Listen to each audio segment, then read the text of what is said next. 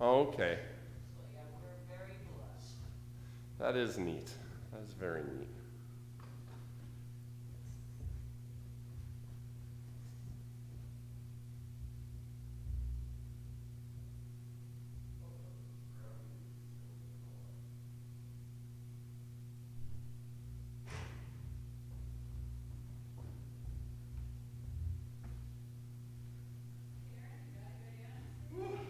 They got it fixed really nice.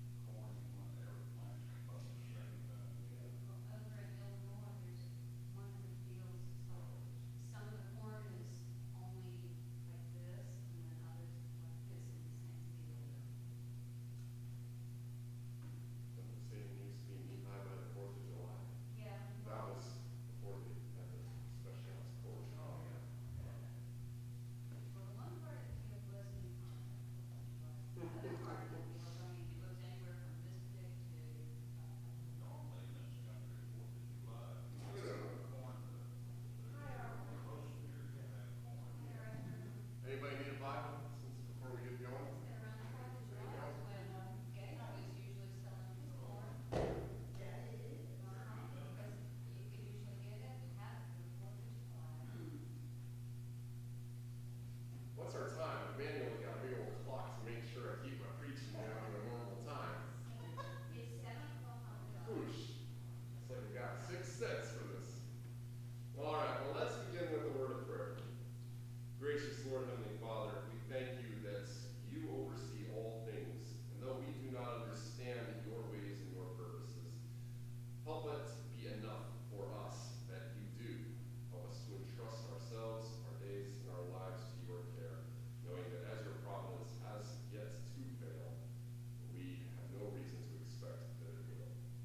Indeed, make us glad that since you have already established your plans and purposes beyond all contraindication through Christ Jesus' death and resurrection, we know that you will bring even such days as our own to your glorious name. Amen. All right. We are finishing up. I know the assignment about reading half of the Lord's reply. We're finishing up a lie who has been 2 weeks now. Time is flying this summer. So I can make sure my microphone is on. You're not going to hear me for the recording if I don't turn it on.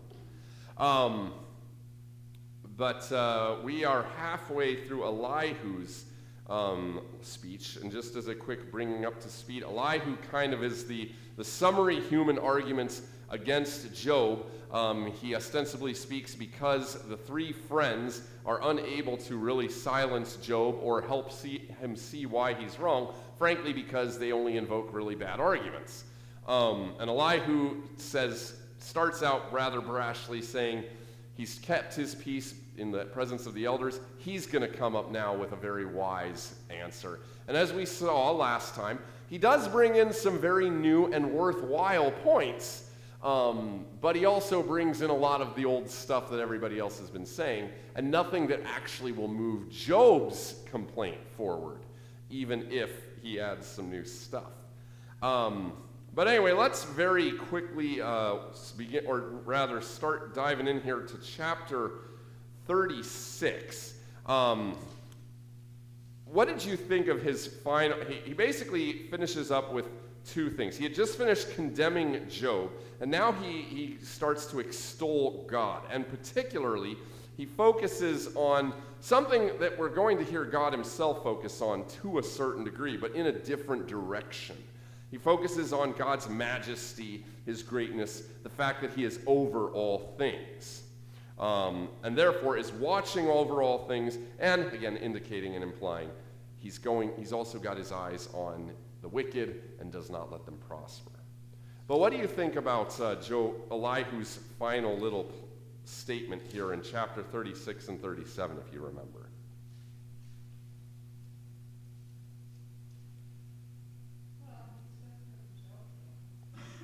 This is definitely the habit. They're all convinced that it's their task to try to put Job back into his place. He says Job is questioning God. Mm-hmm. Wrong. Right. That he shouldn't. But also he's saying how glorious God is. Mm-hmm. About the great things that he does. Right. So I think he has got Job's situation wrong. In what sense specifically? Well, in a sense, we know what sense because of the test. But this man is saying that Job has been, the same as his friends. He's done bad things to get in this position. Mm-hmm. Why he lost his family and everything, his family. Right. And And his illness. yeah, and exactly. He's still, while he is rightly extolling the glory of God about how God is high over everything, he can't help himself but speculate on what God is doing here, and especially asserting that Job must be at fault in some way. So, for instance, in 17, you are full of judgment on the wicked. Judgment and justice seize you. So in a certain sense, you are judging people around you, and therefore, and I suppose in a sense, Elihu saw him judge his friends, because what did he say about his friends repeatedly?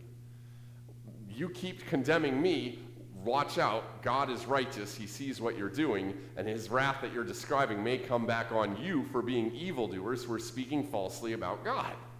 So in a sense, yes, Job has been judging his friends, and Elihu's kind of little way of trying to stick it is, you're judging these people, judgment and justice are seizing you. Kind of turned around is fair play sort of argument here. But again, like you were saying, Judy, we know Job hasn't actually, that's not the reason that God is doing this, that he condemned his friends. We know that what Job has done is not the reason for any of this happening. So again, Elihu is falling into the same pattern as the three previous friends and ultimately really isn't saying anything helpful or new to Job. Anything else you want to talk about with Elihu?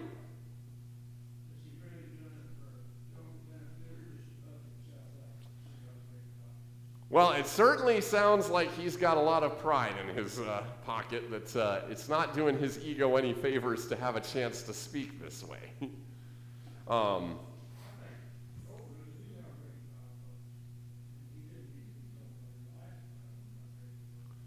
Well, and that's kind of the premise of the whole book in the first place, is Job is one of the few people on earth who really has respect for who God is. And like you said, you're absolutely right. Job might have flirted with saying some pretty crazy things, but even through it all, he never seems to fail to acknowledge God is the one in control of all this. God is great. I know how great God is. Everything you're telling me about God, you're not telling me new things. I knew all this already, and I'm not questioning any of that. I find it interesting how so many churches still preach that way. Which way? Oh, you did something bad, God is going to get you. Oh, you did something good. That must be why you're receiving the benefits. You know? Sure. You were a good person. And so many churches are still preaching that even today. And it's even, strangely enough, growing in popularity. I don't know how much you're aware of what Christianity is doing in the world at large. One of the things that's kind of endlessly fascinating is the old strongholds of Christianity, Europe and America, are rapidly declining. Europe's way ahead of us. I mean, you go to church on a Sunday in Europe, you're going to be one of the only ones doing so. That is not completely the case here in America, though it's obviously moving that direction.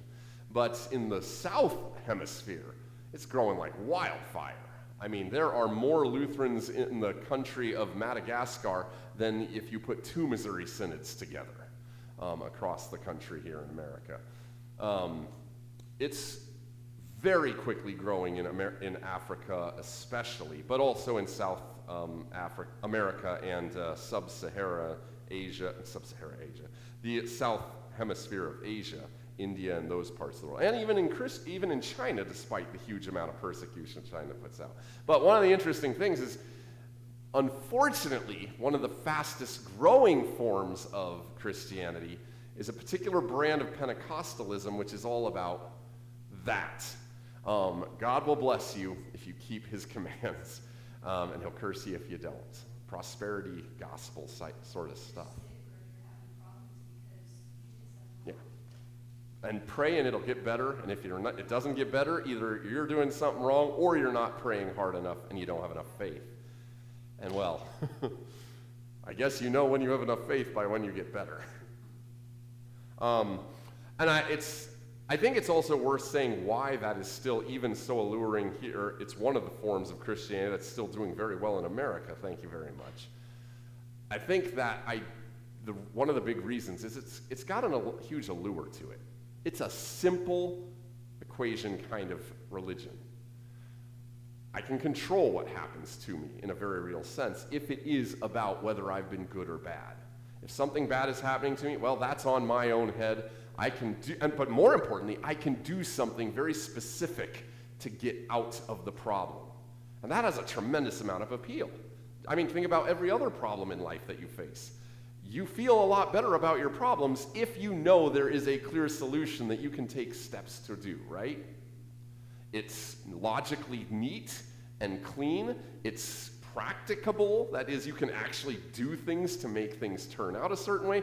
And let's not dismiss the fact that you can bend a whole lot of the Bible passages to make that kind of case. Because there are plenty of places where the scriptures do talk about God punishing the wicked and, generally speaking, blessing the righteous. So it's not as though it's just a patently false claim all across the board. But of course, it falls down on so many of the things that we've talked about throughout the course of this class. That is not always the case. It doesn't actually address a huge number of the way God works in the world. And there's a whole lot in the scripture that militates directly against it as a blanket statement. So for instance, if one of you end up in the hospital, there's no way I, as your pastor in good conscience, could come to you and probably say, well, Judy, what'd you do this week? Because clearly, God is punishing you for something. Just confess it to me. We'll absolve it, and finally you can go back and be healthy. It's seductive because it's clean, it's easy, and it's practical, and it makes sense on the surface. Unfortunately, it's just not true.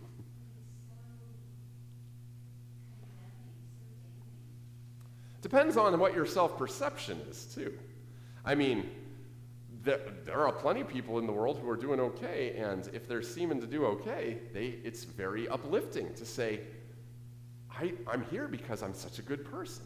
The Pharisee and Pharisee and the tax collector. The Pharisee wasn't feeling condemned at all. He was doing pretty well in life. Thanks God that I am not like that person over there. And it's condemning when you are actually left with the hard parts of life. And everybody will almost certainly hit the hard parts of life at some point. I remember somebody recently saying, life is not actually sipping mojitos on the beach in Jamaica. Maybe that kind of thing happens once or twice to you in a lifetime. Good for you. But by and large, life is actually hard and it's difficult. And if it hasn't happened to you yet, someday you will be the one with cancer or somebody you love.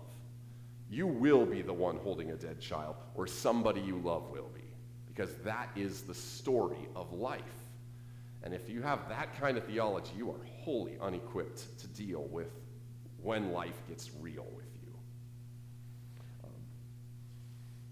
Now, that wasn't Job's view of life in the first place, and yet he was still wholly unequipped to deal with life when it came at him, because God came at him very hard. But we're about to hear what God has to say for himself. Because wonder of wonders, despite all of, and here's one of the other things that's very interesting. You can always say this too about Elihu and the three friends. One of the things they kept asserting to Job is, who are you to expect that God would ever answer for himself? You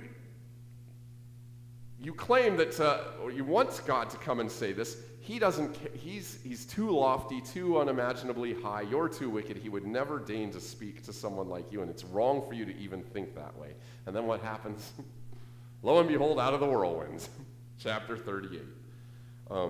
We won't necessarily move on there yet. Is there anything else you guys want to say about Elihu, though, before we jump into what God has to say for himself?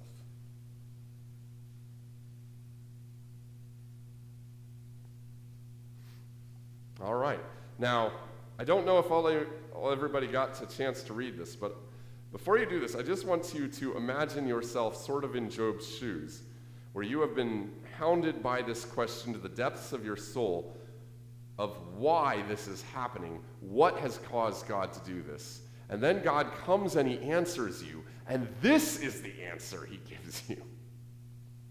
We're going to actually take time in class to read through the Lord's response.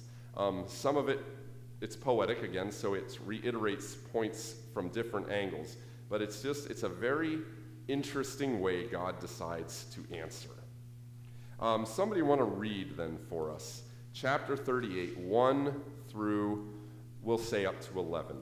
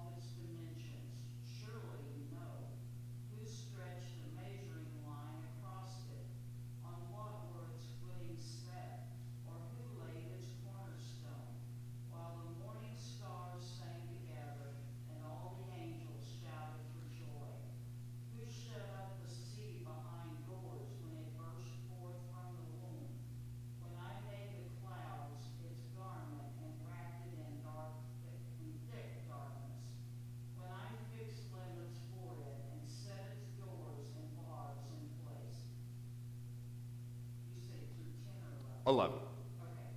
When I said, this far you may come and no further, here is where your proud ways halt. All right.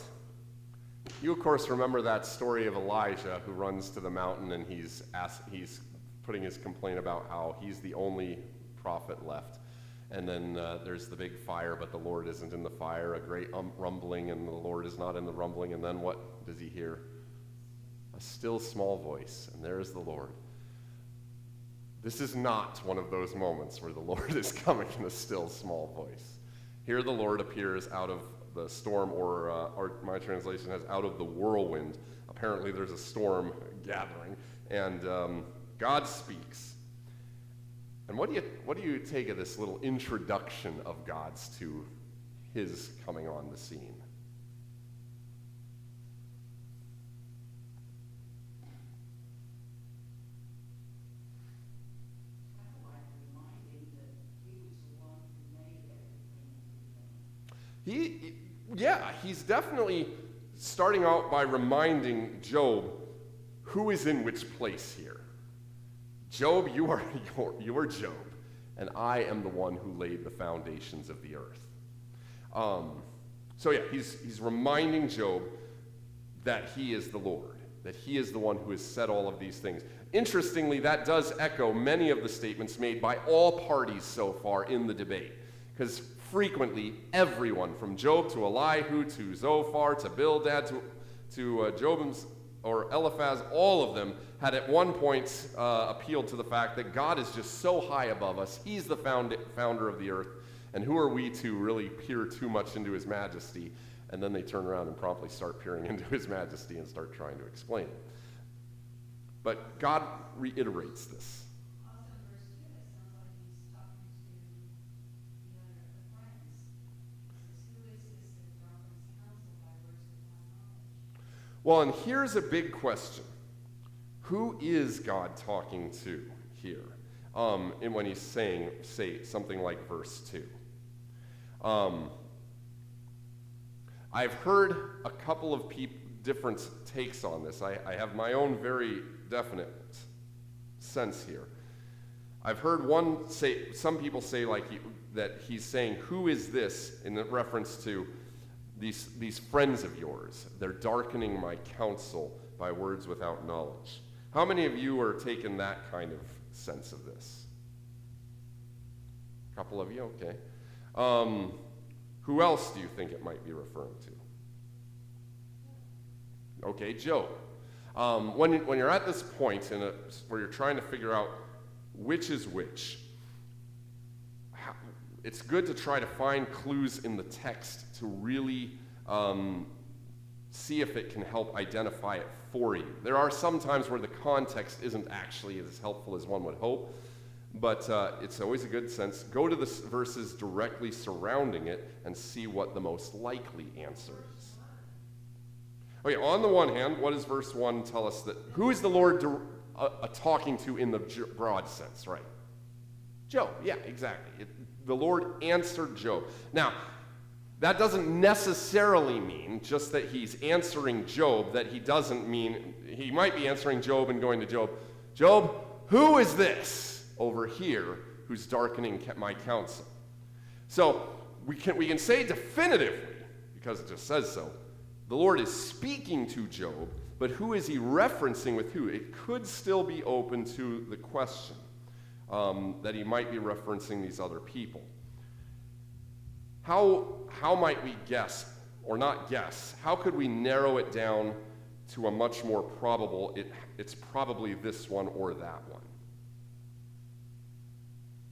And I ask these kinds of questions because this is good practice to try to get a sense of what questions should we be asking to get a better sense of what the text is saying. Well, let me ask you this, Karen, since you brought up, what would give you the indication that he might be talking about these friends here?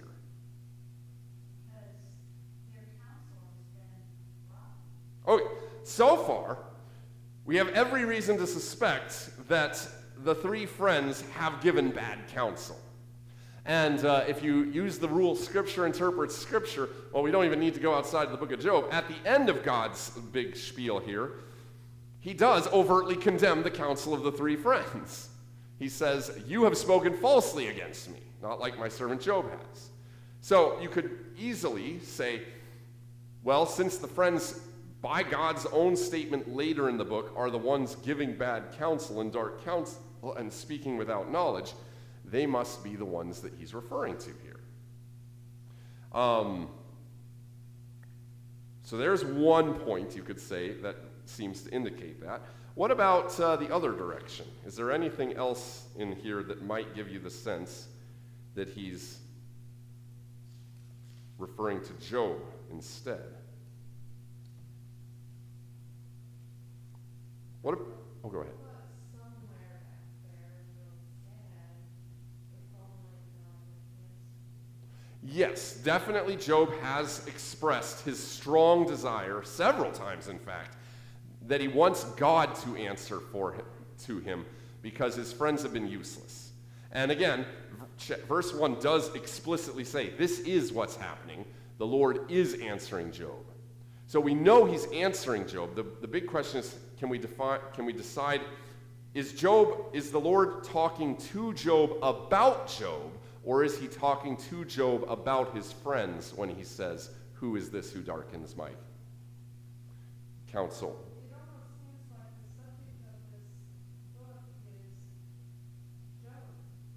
For sure. And the whole thing started with God creating, or rather, the devil, this going on between God and the devil, Mm-hmm. and God creating this situation, this test. And I just think that feel like, from reading it, is that he would be talking to Job. Okay, so there's the sense that the total way the book has been going seems to lead to this direction, that it would make the most sense for him to refer to Job. Okay, that would be... Too sensible. No, it's not to say that. These are good things to point out because it helps us say, when we're trying to... This is helping me give you an interpretive principles for how you approach interpreting biblical texts when you're trying to say exactly what the text is trying to say. Because it's not always obvious at a glance what the text is trying to say. And there are certain things you can look at to know for sure, okay, what is this saying? One kind of thing is the broader narrative thrust of the total book. I mean, that is an important thing to take into account. It's part of the context. And you can go very far astray if you focus in on just a couple of narrow verses here and there and lose the total narrative thrust of what is going on. So that's a very important thing to look at. It's what we would probably put in like the secondary category of determiners. So if you want more direct evidence if you can get it, but absent that, that's a necessary place to go to help bring in the better interpretation. Ideally, you want to look for markers that are directly stating about it, and if they're available. Kind of thing that Karen was bringing up is one of those potentially direct things because it's pointing to direct statements about who God is likely talking about given what he said before. Is there anything of that order, that direct kind of statement that would get that idea? Let me submit to your consideration verse number 3. Dress for action like a man. I will question you, and you make it known to me. So there's a confrontational air being taken on pretty directly there. God is saying, okay, who is this that darkens counsel? Okay, I'll question you, and you answer me. Who is the one that God is calling to dress for action? It's Job there. And then he proceeds with a whole list of questions. Where were you? As though he's trying to teach specifically one person a lesson, Job. So it strikes me that the preponderance of statements here, while you could make a case that maybe he's referring to the friends by pointing out those other features of the text, the other statements that God is directly making to Job make it pretty clear that he's talking to not just to Job, but about Job when he says, "Who is this?" Does that make sense? Does it make sense when I say there's secondary and primary questions kind of asking you want to do when you're saying this? So kind of like if you're trying to figure out, well, let's say you go into a church building and you see hymnals are all over the floor. You want to figure out what's going on here. Well, you have to kind of play a little detective. You kind of have to do that when you're reading the Bible too, or any text for that matter, but especially with the Bible. Well, how are you going to figure out what happened here with the Bible, the books? I mean, you could go into wild speculations. Maybe a tornado came through and happen to only get those. Obviously, if you hit on the truth, it will be by pure happenstance, and you will have no idea why you hit on the truth or didn't hit on the truth. But if you look around at the immediate context, you might see some pretty definable clues. If you see a pair of muddy footprints coming up to the pew where the pews are scattered, you probably have a pretty clear idea now from the context. Okay, this is why these books are there.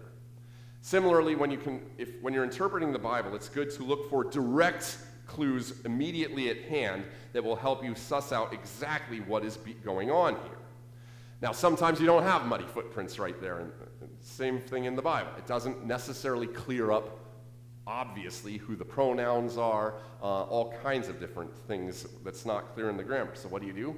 Well, you look a little broader, and you look for less direct clues, but which are still probably better explanations than a wild speculation. For instance, like what you were saying, Judy.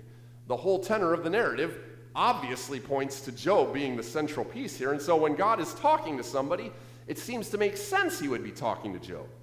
Now, that's a good ground to build a case on, but it will have to give way if you, for instance, okay, well, I see the fans are on, so maybe that's what blew these hymnals around. But if I see muddy footprints coming up, I know I have to take the muddy footprints as the more direct clue to the context than other things that might be decent clues absent those more direct ones. Does that make sense? I love to do this kind of stuff because it's important to, of course, understand any given text we're working on, but I think it's really good to try to help give people tools to read the Bible for themselves with a lot more confidence so that they can say, oh, I'm looking for muddy boot prints here, and first I'll look for the muddy boot prints. Okay, there's some muddy boot prints, rather than going to wild speculations on the one hand, and also to find good secondary kinds of questions. Okay, no muddy footprints, what else could I say? Well, what does the total gospel say? And that's a very important tool to be able to do, by the way. I just want you to know, looking at the total narrative is extremely important when you're dealing with people who are what you might call cherry pickers. You meet people who like to pull verses out of context. I can do all things through Christ who strengthens me. So I'm going to go win this game. I do not think that verse means what you think it means. Little Princess Bride there. People can pull that and they say, well, that's just what the text says. If you ignore the total letter of Paul, I guess you can make it say that. But the total letter of Paul, the way he makes it right, and just the total chapter in which he writes it makes it clear, no, he is saying he can learn to be content in all circumstances, whether in plenty or in want. Not that he can literally do anything he puts his mind to because Christ is with him. So those secondary things are an extremely important part of learning to read and interpret the Bible well. But you always start there. What does the immediate words themselves say? What does the immediate context give you for a good sense of what it says? If that doesn't clear it, what do the surrounding chapters give you clues to? If that can't do it, what does the total book say? Those four things are a hugely reliable way of helping you get to the sense of the text. All right, so probably we're going to go with the idea here that Job is the one who's being referred to. That God comes to Job, who's been begging God to give him an answer, and he starts out with this: who darkens counsel with words without knowledge? And I don't know if you picked it up, but did you notice that, what would you say is the tone of, say, the statements in verse 4 and 5? I mean, you know the words. What do you imagine from these words what God's tone is here?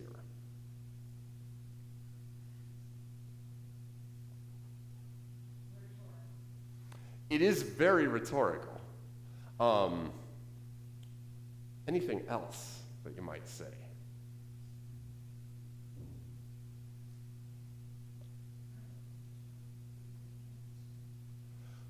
Well, let me ask you this. Suppose you were asking someone to come and they said, "Well, where were you? Surely you know." It seems pretty directly that God is being downright sardonic and sarcastic with Job. So Job gets his big moment he's been praying for. God comes down and he starts out with sarcasm. Where were you when I was creating the world? Tell me if you know. And then, who determined its measurements? Surely you know.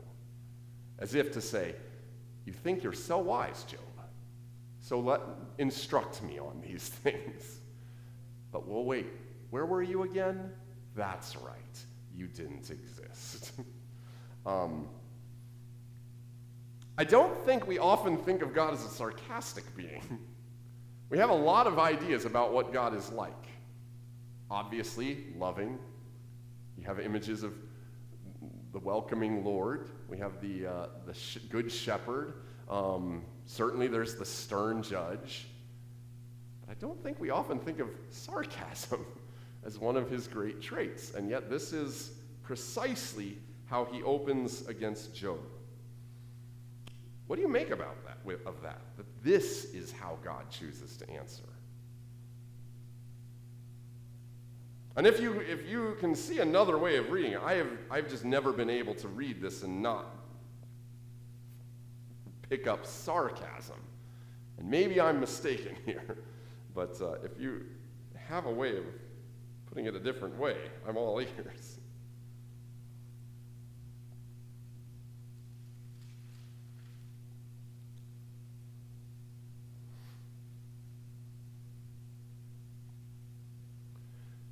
Okay, so, go ahead. 2, 3, 1, 2, and 3. Could it also be that God was tired of Job getting the wrong counsel? And he thought it was high time he stepped in and gave Job the actual knowledge of what was going on? Well, I mean, I guess it could be. So then, would you be saying that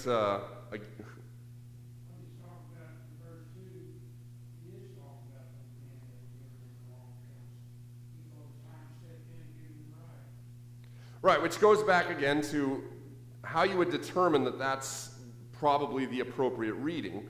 One piece of evidence we talked about, you could go to what God says later, that he is condemning the three friends, and he does ultimately say that Job has spoken well, and so again, that's what that case stands upon, is what God says at the end to try to make the case on that point. Therefore, God is stepping in to clear up for Job's benefit that his friends were wrong and making this case. Like I said, it strikes me as though the rest of the text, that he's not referring only to the friends in verse 2 and then suddenly only referring to Job, especially given the fact of how he starts talking to Job.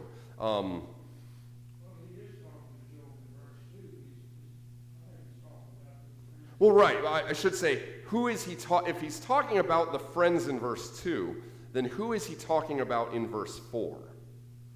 When he starts saying, "Where were you when I laid the foundation of it?" Okay, which is to say, if in verse 4, he seems to be talking to Job as though he is talking to someone who needs some humbling. Otherwise, hence the saying, or again, verse 5, "Surely you know," or "Who stretched out upon its line," keep going down and so forth. Verse 12, "Have you commanded the morning since the days began?" if he's talking about the friends with that first who, talking to Job but about his friends, it strikes me as odd that when he switches to talking directly about Job, he still is speaking in this way of trying to impart humility on a person who, from the flow of the conversation, God deems to be speaking without knowledge and as though he's somebody who knows what he's talking about but doesn't really. To put it a little more simply, since God says things like, well, why don't you tell me if you have understanding, Job, whom determined the measurements of the earth, because surely you know. That strikes me as a weird thing to say if you came in before and said, these friends over here are speaking without knowledge. Now you, Job, I'm going to enlighten and illumine, so let me tell you what's really going on. Do you get what I'm saying here? It kind of sounds like he would be saying those humbling statements in verse 4 and following to the people who are darkening counsel with words without wisdom, or about those people. Maybe we can clearly, in verse 2, it's saying, okay, get what everybody else is telling you, and then I'm going to start asking you questions, starting with verse 4. Maybe verse 3, I'm sure. And I think we definitely answer those questions with Job before we come down. All right, well, why don't we defer the question for now of 2 and 3 and who he's referring to, who he's talking about, and read and start working through the questions we all agree he's talking to Job about, and then we can circle back and see and then ask the question, who seems to be the most likely target of that who darkens counsel? On the one hand, that way we can just move into the meat of this without focusing too much more on that. But also, then we'll be in a better position to have the discussion. Is that first initial line about the friends or about Job? Even though it's to Job, regardless. So, where were you when I laid the foundations of the earth, and so on and so forth? So again, the implication being very much, you weren't there, Job. I was there. I'm the one who did this. I know what I'm talking about. So let's talk. Verse 12 through, this is going to be a whole lot of the same kind of rhetorical mode, by the way, of God basically starting off with either who did this or have you been the one who did this? Right. To emphasize the point, I was there. I'm the one who's done this. You have not been. My wisdom is infinitely greater than yours. But let's read through these because, again, it's just worth hearing what God says. Verses 12, we'll just take these one chunk at a time. 12 through 15. Sure. Have you ever given orders to the morning, or shown the dawn its flights, that it might take the earth by the edges and shake the wicked out of it? The earth takes shape like clay under a steel. Its features stand out like those of a garment. The wicked are denied their life, and their upraised arm is broken. Okay, why don't we read the next? We'll read several of these chunks and then kind of revisit because they're all basically trying to make the same point.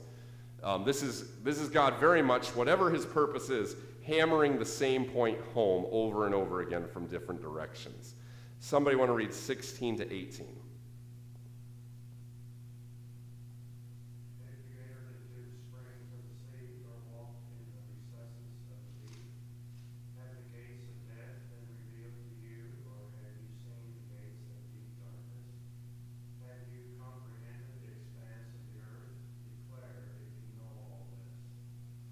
All right, let's actually pause just to say a couple of things.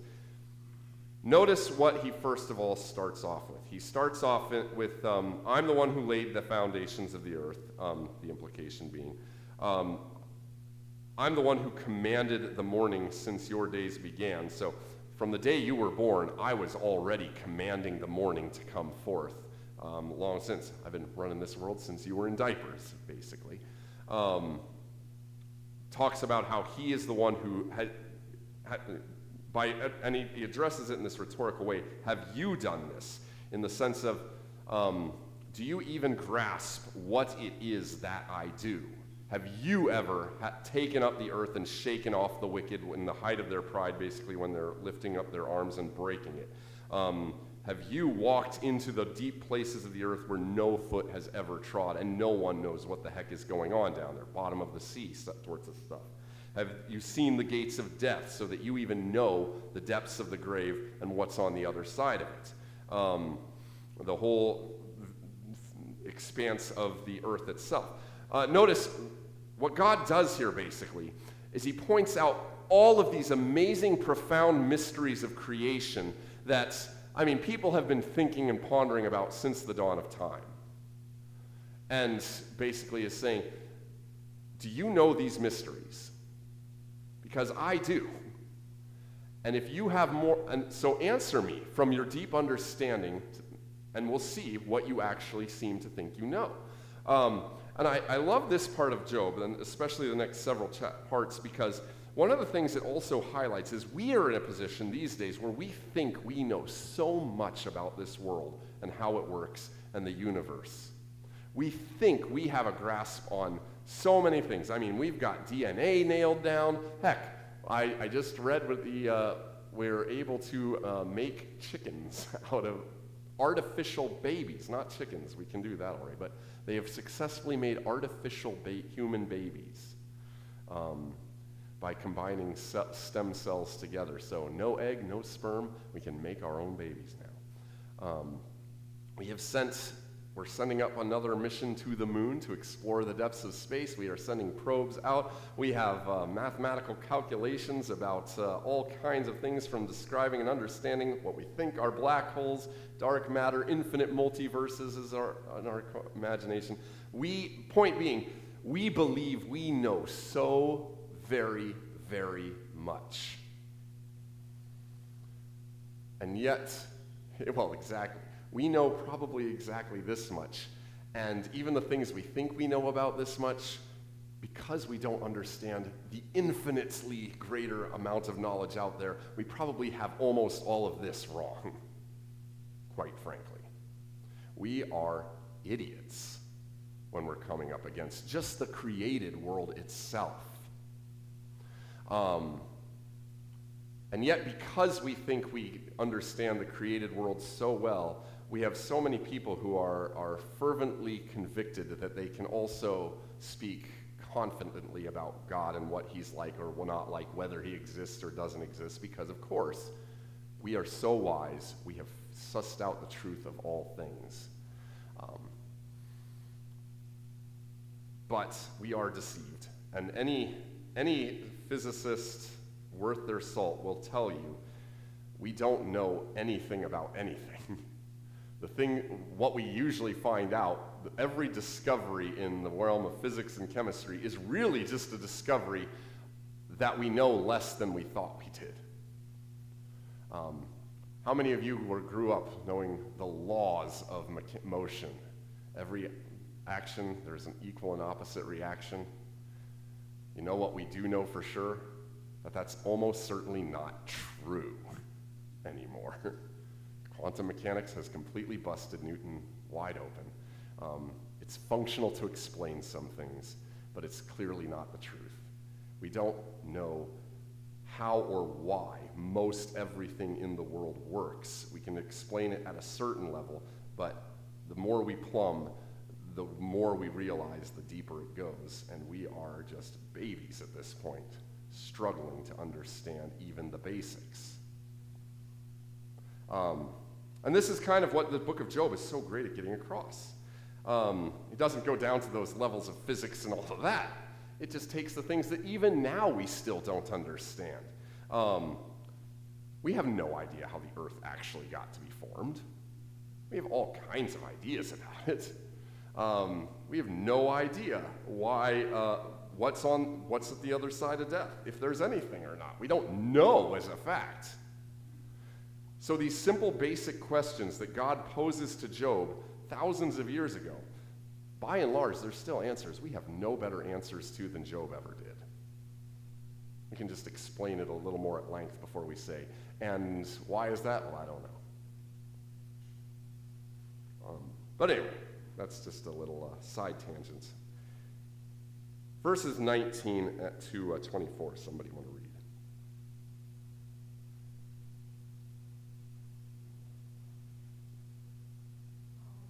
Sure. What is the way to abode in the light? Excuse me. And where does darkness reside? Can you take men to their places? Do you know the paths to their dwellings? Surely you know, for you are already born. You have lived so many years. Oh, no, go ahead, yeah, to 24. Have you entered the storehouses of the snow, or seen the storehouses of the hail, which I reserve for times of trouble, for days of war and battle? What is the way to the place where the lightning is dispersed, or the place where the east winds are scattered over the earth? All right, did you guys pick up again on his somewhat sarcastic statements to Job? Tell me, because you know, you lived so very long, Job. You know where it all happened, I'm sure. God, of course, trying to say, your life, Job, is a blip on the radar. You have not even been around all that long in terms of human history, and yet you are speaking and asking questions as though you have been around since the dawn of time. And notice also how God frequently alludes to the very days of creation, lays the foundations of the earth, calls forth light and darkness, saying once again, I know these places, for I have created them. I'm the one who has all the knowledge here. So let's keep each other in our place. 25 through 27.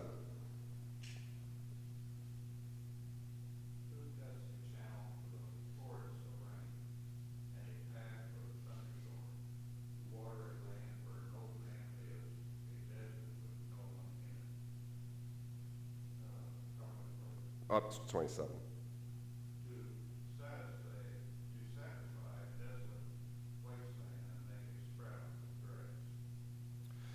Oh yeah, notice one of the things that's just worth pointing out here. God also points out that not everything he does is actually about or even for the benefit of human beings. Because where else does God send rain? To desolate places where no one lives. Man may be the crown of creation, but not everything in creation revolves around man or is even for man or his benefits. And so it's presumptuous of Job, in a certain sense, to have this attitude, again, that God ought to have a care to answer him as though it's his place to have an answer from God. And again, one of the interesting things is God is echoing some of the points of the friends here, even though he does not agree with the friends. And this will become abundantly clear, especially by the end. He never asserts once that Job was guilty of sin, and this is why this is happening. But he definitely does echo this idea that the friends have constantly brought up. When you're demanding God answer to you and give you a reason as though you could understand it, you're speaking about things you don't know, because God is so great and so high. We poo-pooed a lot on the friends, no doubt, but they have said some things that God himself invokes again.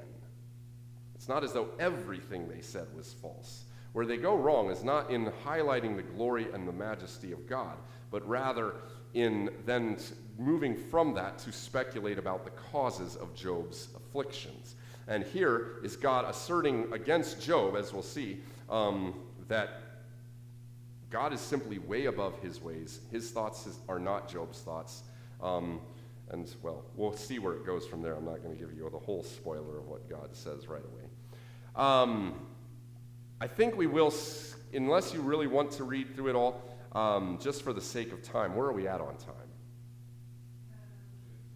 10 till, okay. Why don't we skim up through, 40, because there's one, I want to point out to this last point. All of the rest of this is, again, hitting from different directions, this basic questioning of Job, demanding an answer from Job. Dress yourself like a man for action. I will question you and you will answer me. And all of the questions are basically asking Job things he could not possibly hope to answer, to give Job the sense, you are out of your depth here, Job. This is beyond your ken, and it was foolish of you to try to ask me to contend with you because you could not understand the answer from me, because you cannot understand me. But this goes down to verse 40, where 40 chapter 1, and chapter 40 verse 1. This constant barrage of questions, have you been able to do this amazing thing? Consider this amazing thing. How did that happen? So on and so forth. Then he comes up to his first summary of his claim about Job and Job's response to God. Somebody want to read that? Verse 1 and 2. And then, 1 through 5 of chapter 40.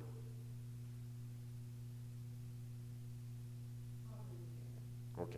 The Lord said to Job, will the one who contends with the Almighty correct him? Let him who accuses God answer me. Then Job answered the Lord, I am unworthy. How can I reply to you? I put my hands over my mouth. I spoke once, but I have no answer. Twice, but I will say no more. All right. So, God comes around and basically, after his big barrage of questions, which he knows Job won't be able to answer, what does he then say to Job in chapter 40, verse 2? Just to summarize it in your own words.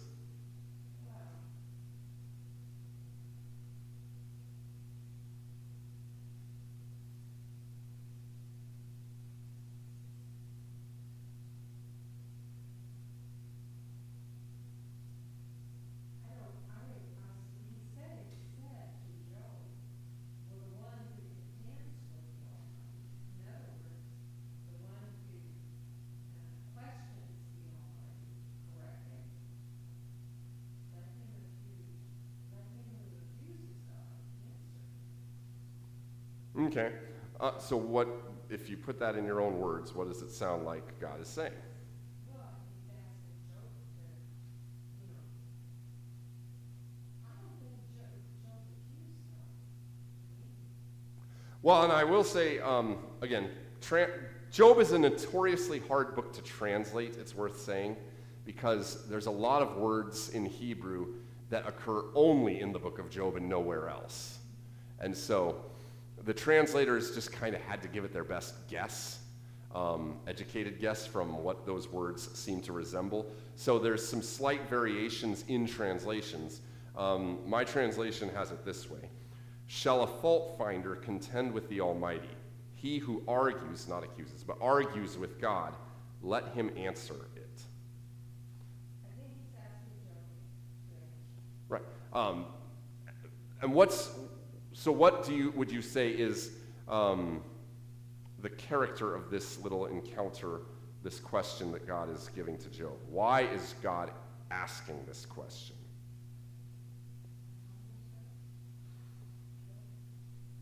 Yeah, it seems like he's trying to say, basically,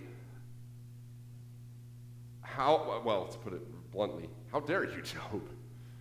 You think you want to box with the big boys? Then put the big boy pants on and let's talk here.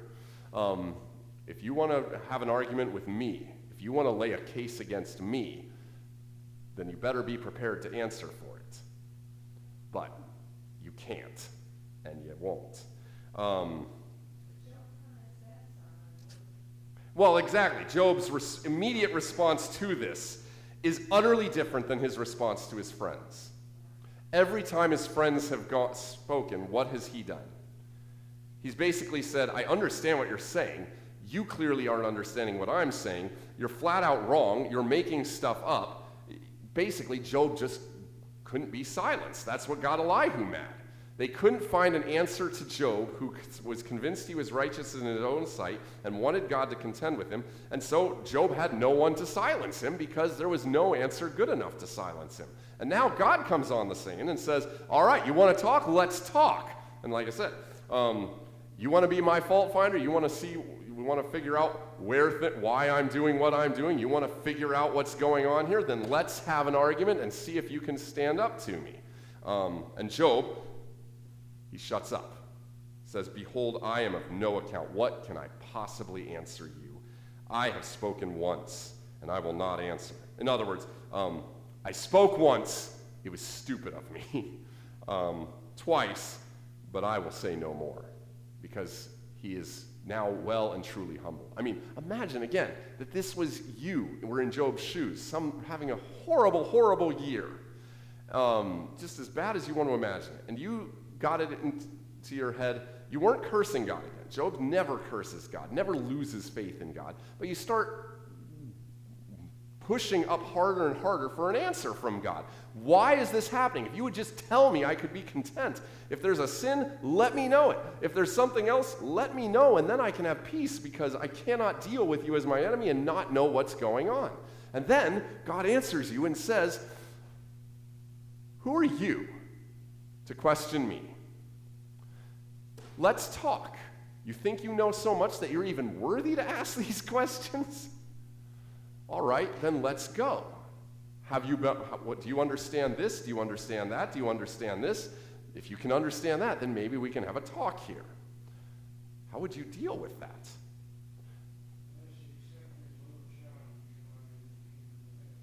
What's that?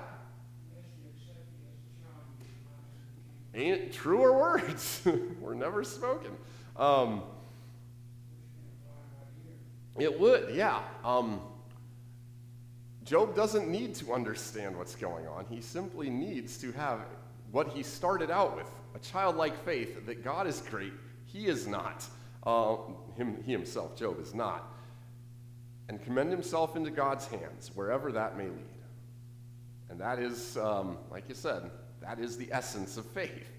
Commending yourself into God's merciful hands, confidence, as Job occasionally expressed, I know that my Redeemer lives, so on and so forth.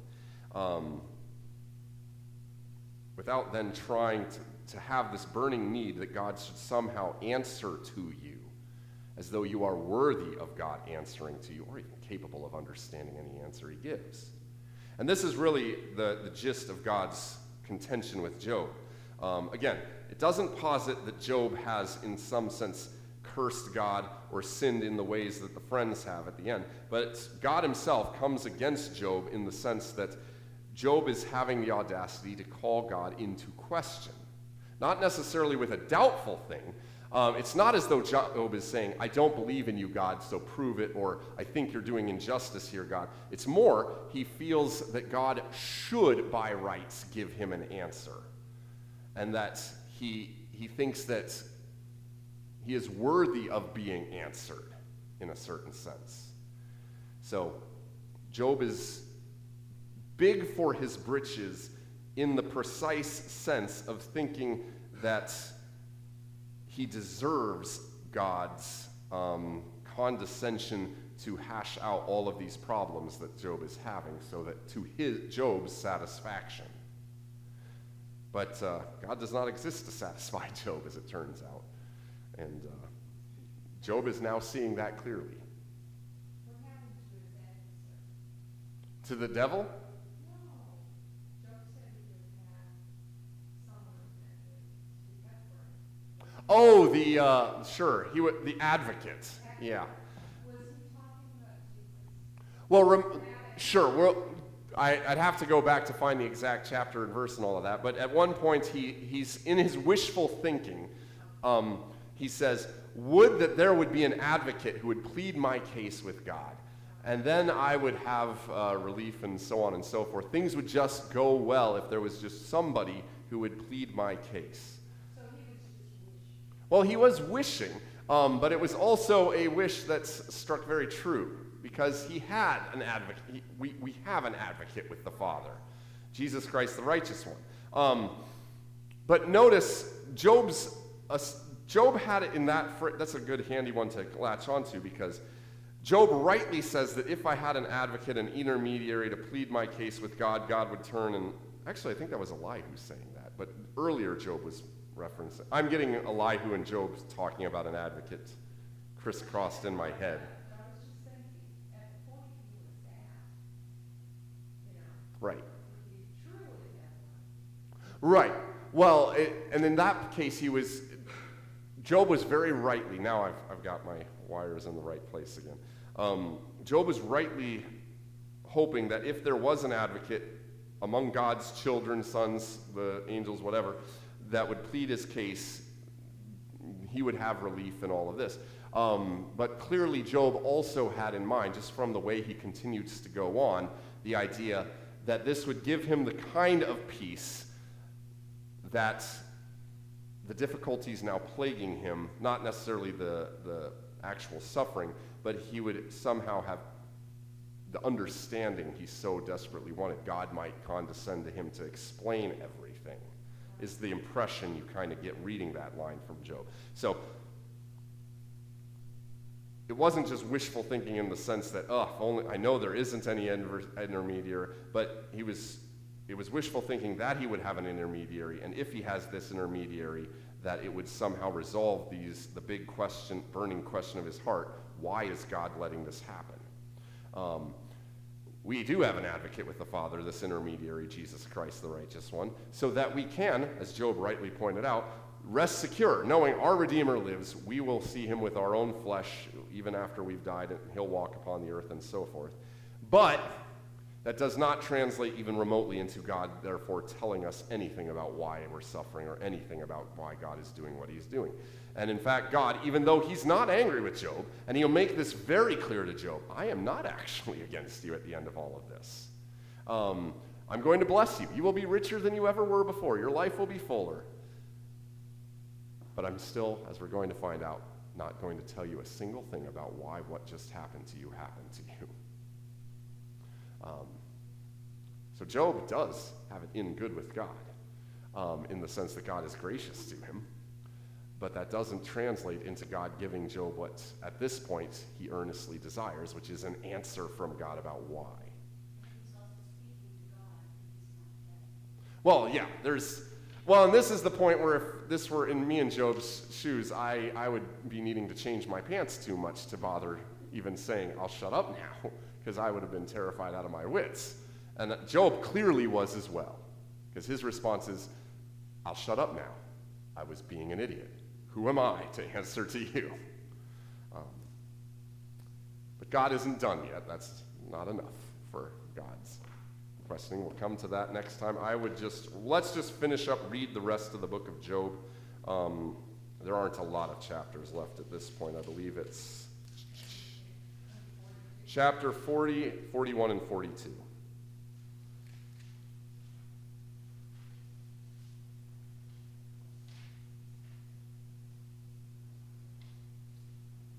All right, let's close with the Lord's Prayer.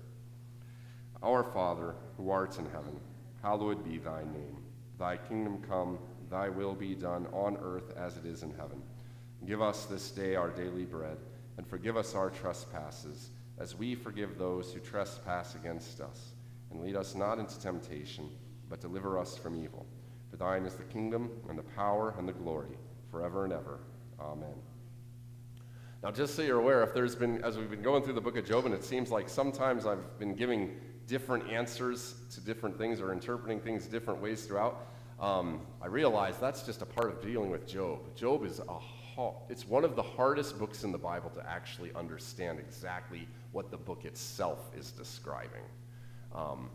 It's an easy one for pastors to quote. It's a great thing for people to look at and read and cite, but when you look at it in detail, boy, it is hard to make heads or tails of exactly what the status of Job in relation to God is throughout the book, and of the three friends to Job and the three friends to God. It's a hard book.